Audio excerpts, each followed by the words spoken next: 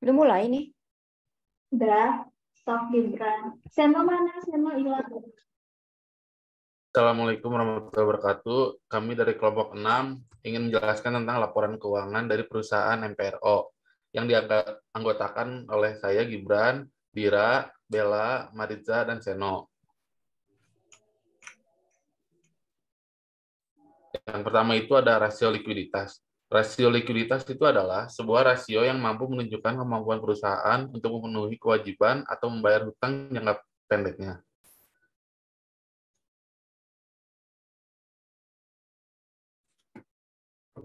Terus ada current ratio. Jadi di sini tuh diketahui aset lancarnya itu sama dengan 115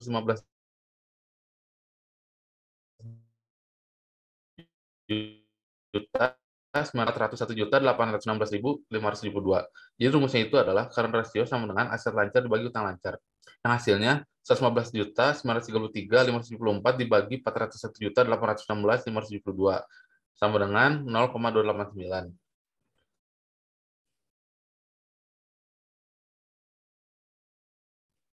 Yang kedua itu ada quick ratio.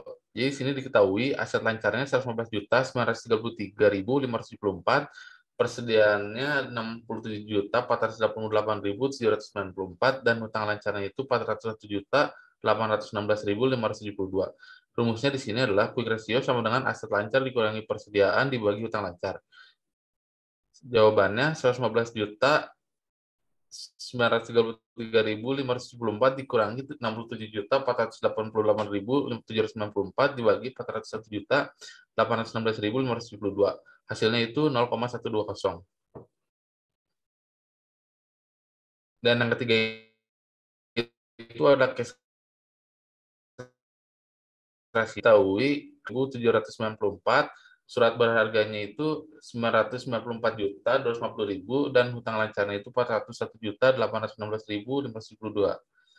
Cash ratio, jadi rumusnya itu adalah cash ratio sama dengan kas ditambah surat berharga dibagi hutang lancar. Jawabannya 67.488.794 ditambah 994.250.000 dibagi 401.816.572. Hasilnya itu 4,949.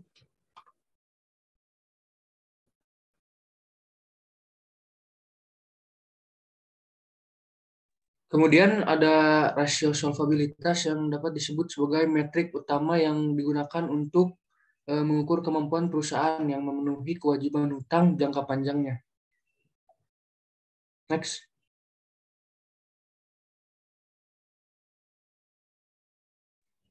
Kemudian ada total debt to total asset ratio. Diketahui itu ada total utang sebesar 401.816.572.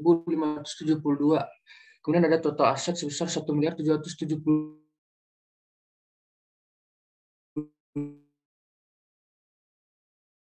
juta 230 hasil sebesar 0,226.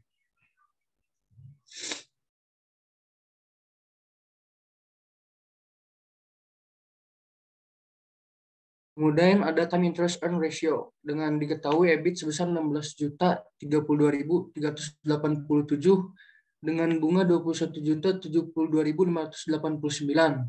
dengan rumus laba sebelum pajak dan bunga dibagi bunga sehingga didapati hasil 0,008.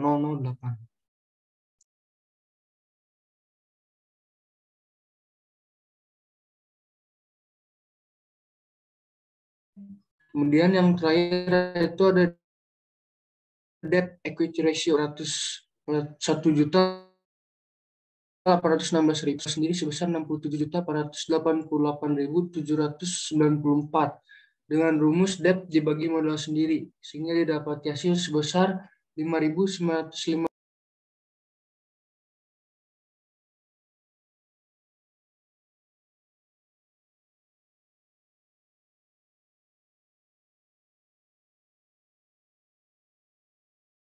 Kemudian ada long term debt equity ratio dengan hutang jangka panjang sebesar 2.3.890 dan modal sendiri 67.488.794 dengan didapati rumus hutang jangka panjang dibagi modal sendiri.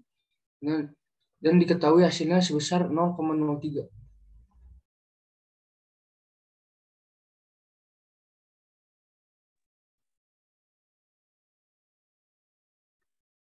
Kemudian selanjutnya ada rasio rentabilitas atau profitabilitas yang sering digunakan untuk mengukur kemampuan dari suatu perusahaan dalam menghasilkan laba dalam waktu periode tertentu.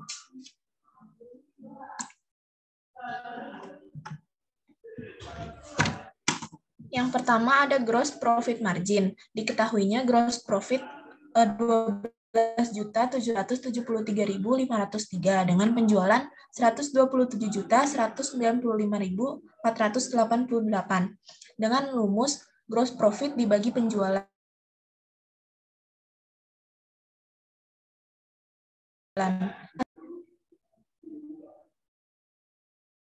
Kemudian ada operating profit margin. Diketahui EBIT-nya ada 16.032.387 dengan penjualan 127.195.488. Untuk mencari OPM, rumusnya adalah EBIT dibagi penjualan dengan hasil 0,003.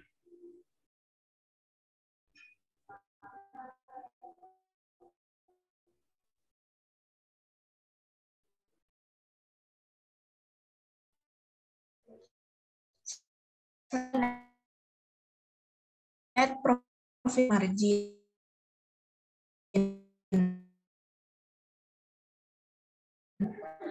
EAT ada 4 PM, rumusnya adalah EAT dibagi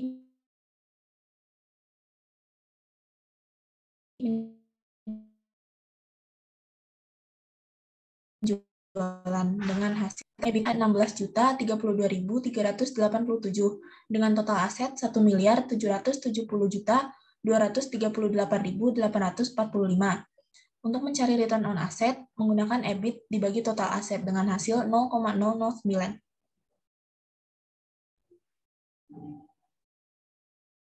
Kemudian ada rate of return. Diketahui EAT-nya ada 73.520 dengan jumlah modal saham 67.488.794. Untuk mencari rate of return, EAT dibagi modal saham. Ya, hasilnya 0,001.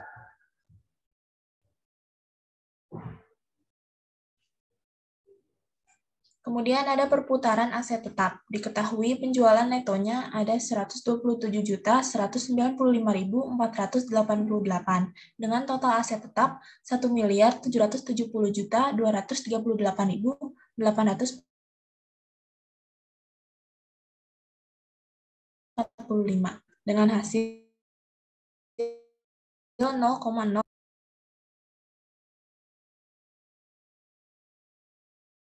Kemudian yang terakhir ada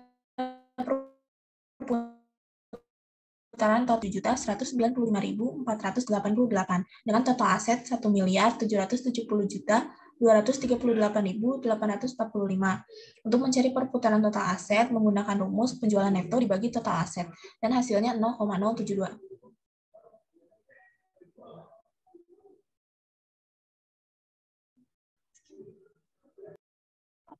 Selanjutnya yaitu aktivitas rasio.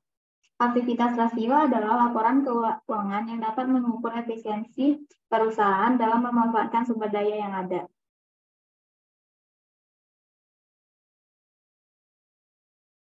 Yang pertama yaitu receivables turnover dengan diketahui penjualan kredit sebesar 58.370.340, piutang rata-rata yaitu 3.188.305.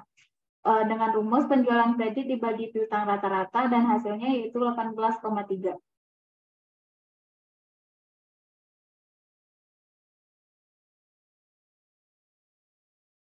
Next step.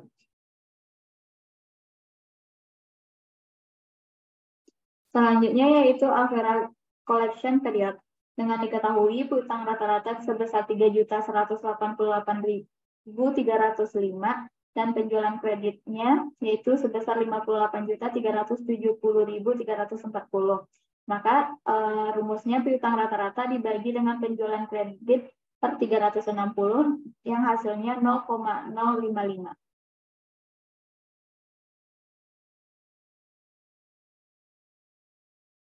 Selanjutnya yaitu adanya perputaran persediaan. Diketahui harga pokok penjualan 58.370.340.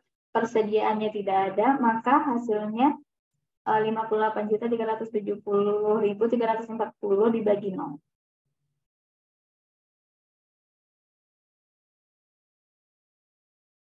Dan selanjutnya yaitu average day inventory. Inventory rata-ratanya yaitu 339.209.783.760. Harga pokok penjualannya yaitu 58.370.340. Maka average day inventory-nya sebesar 5,605.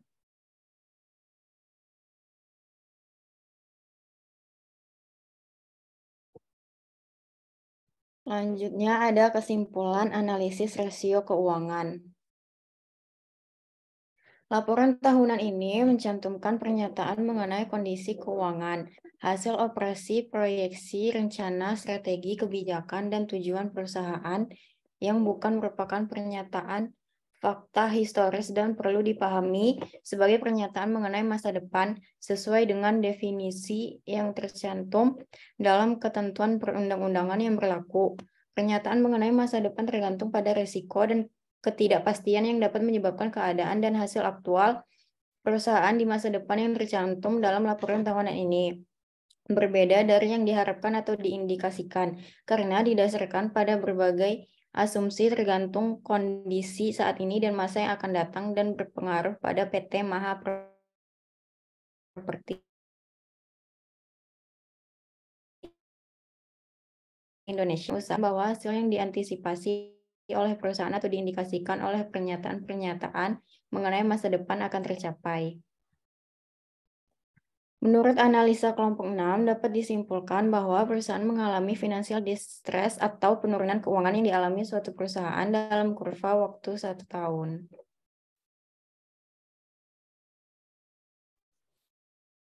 Sekian dari kelompok kami. Mohon maaf jika ada kesalahan dalam perkataan. Sekian dan terima kasih.